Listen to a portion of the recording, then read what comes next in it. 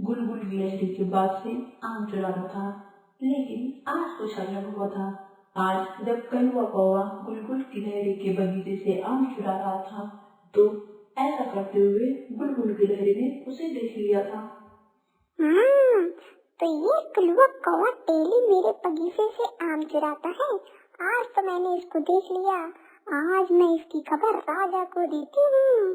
और इसके बारे में जाकर वो राजा सिंबा को बताती है। राजा जी, चोर है ये कलुआ।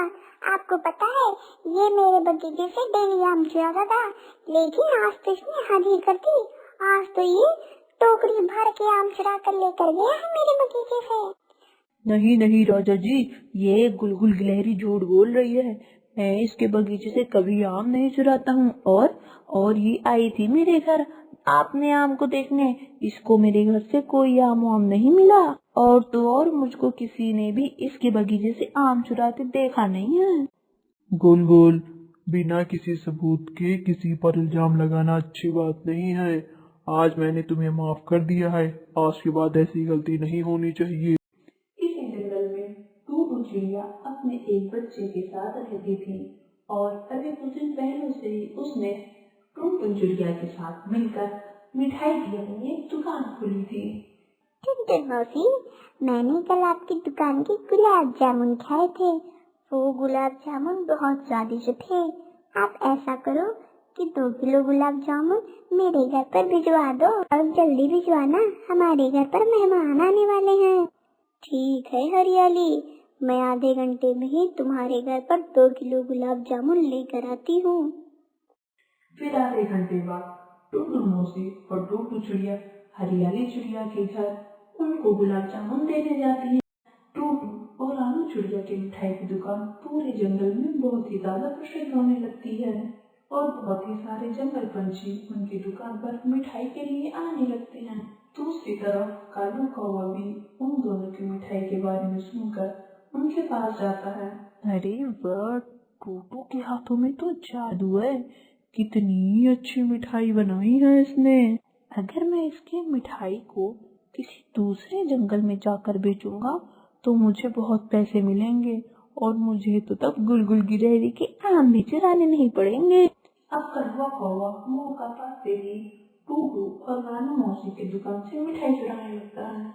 टूटू, क्या तुम्हें नहीं लगता हमारी दुकान से आज ये गुलाब जामुन बहुत जल्दी खत्म हो गए हैं, और हमने तो आज इतने गुलाब जामुन बेचे भी नहीं है।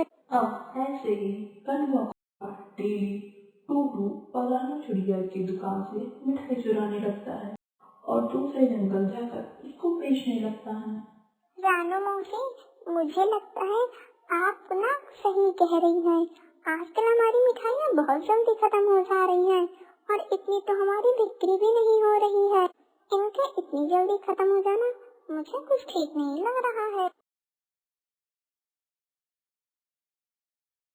क्या हुआ मौसी और टूटू चिड़िया, तुम दोनों इतनी दुखी क्यों लग रही हो? क्या बताऊं गुलगुल गिलहरी, हमारे दुकान पर डेली कोई न कोई मिठाई कम पड़ जाती है, और हम तो कभी भी मिठाइयाँ कम बनाकर नहीं लेकर आते। मुझे लगता है मौसी, तुम दोनों की दुकान पर चोरी हो रही है, और ये चोरी कोई और नहीं, वो कलुआ कौवा ही कर रहा है। वो मेरे बगीचे से भी हर रोज आम चुराता है। मैंने राजा सिम्बा से भी उसकी शिकायत की, लेकिन कोई सबूत न होने पर राजा सिम्बा भी उसको कुछ नहीं कर सकते। अब हमें ही मिलकर उसको रंगे हाथों पकड़ना होगा। अगले दिन मौसी और रानू गिलहरी दूर से ही उस दुकान पर नजर रखते हैं, कालू कौवे को रंगे हाथों पकड़ने के लिए। और थोड़े समय बाद जब टूटू चिड़िया दुकान छोड़कर चली जाती है, तो फिर वो कौवा वहाँ पर आता है, और उसे चोरी करते हुए रानू चिड़िया अपने मोबाइल में उसका एक वीडियो रिकॉर्ड कर लेती है। उसके बाद वो राजा सिम्बा को कलुआ कौवे की चोरी की वीडियो रिकॉर्डिंग दिखाती है। उसके बाद राजा सिम्बा उस कलुआ कौवे को सजा सुनाता है, और उसको हमेशा के लिए पिंजरे में बंद कर देता है।